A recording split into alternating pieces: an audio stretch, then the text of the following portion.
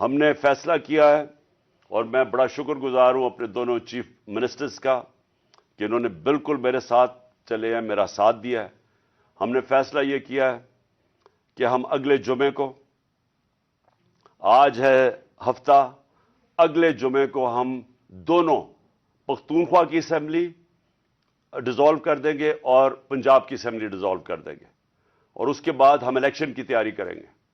اور اس کے بعد ہماری جو 100 غالباً 23 سیٹیں ہیں اس وقت نیشنل اسمبلی میں، ہم وہاں جا کے نیشنل اسمبلی میں جا کے اسپیکر کے سامنے ہم کھڑے ہو کے کہیں گے کہ ہمارے ریزگنیشن ایکسیپٹ کرو.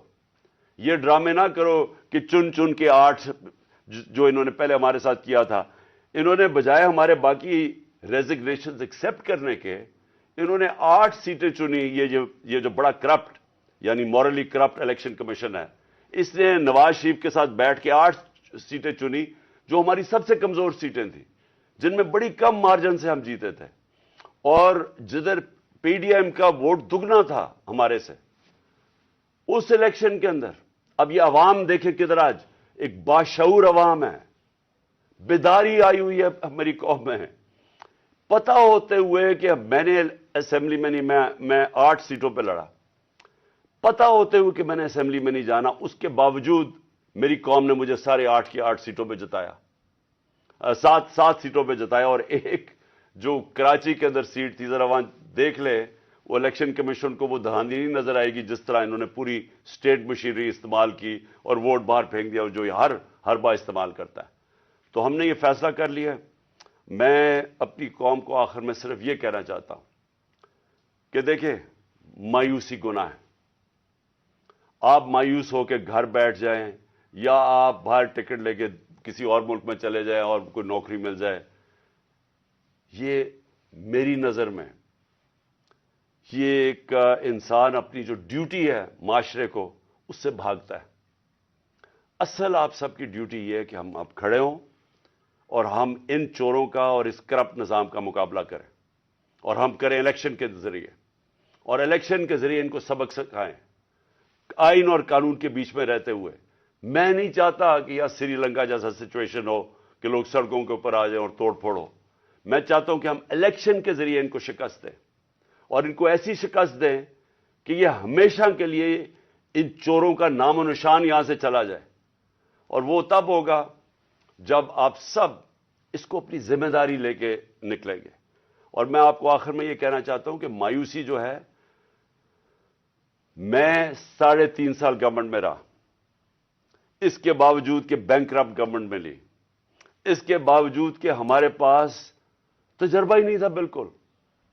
ہم پہلی دفعہ گورنمنٹ میں آئے تھے، ایک کے بعد دوسرا کرائسس تھا. صدی میں ایک دفعہ کرونا جیسا کرائسس آتا ہے، وہ اوپر سے آ گیا، 2 سال وہ رہا. اس کے باوجود پاکستان میں کسی گورنمنٹ نے، جس طرح میں نے کہا کہ جو ملٹری ڈکٹیٹرز کو تو امریکن ڈالرز ملے، ہمیں تو کوئی ڈالرز نہیں ملے. سب سے بہترین ہماری اکنامک پرفارمنس تھی. اس سب کے باوجود اب ہم سمجھ گئے ہیں. مجھے تیسرے اور چوتھے سال میں پوری سمجھ آ گئی کہ یہ گورنمنٹ چلتی کیسے ہے. میں آخر میں صرف آپ کو یہ کہنا چاہتا ہوں، مایوس نہ ہوں. ملک یہ تب اب اٹھے گا جب بڑے اور مشکل فیصلے ہوں گے.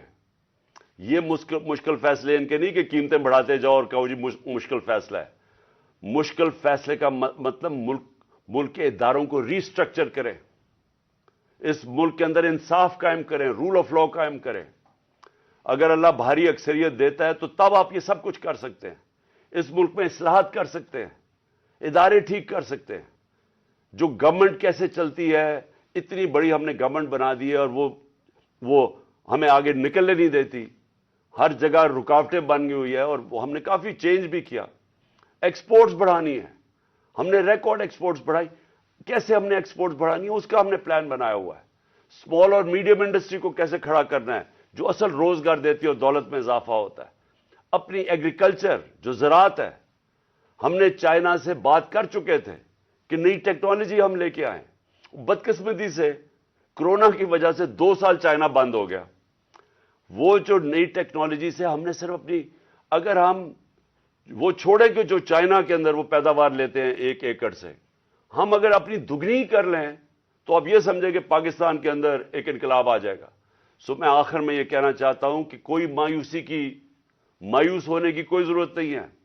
یہ ٹورزم میں ہی ہم اتنا پیسہ بنا سکتے ہیں, اور وہ بھی بدقسمتی سے کرونا کی وجہ سے ٹورزم ساری دنیا میں بند ہوگی.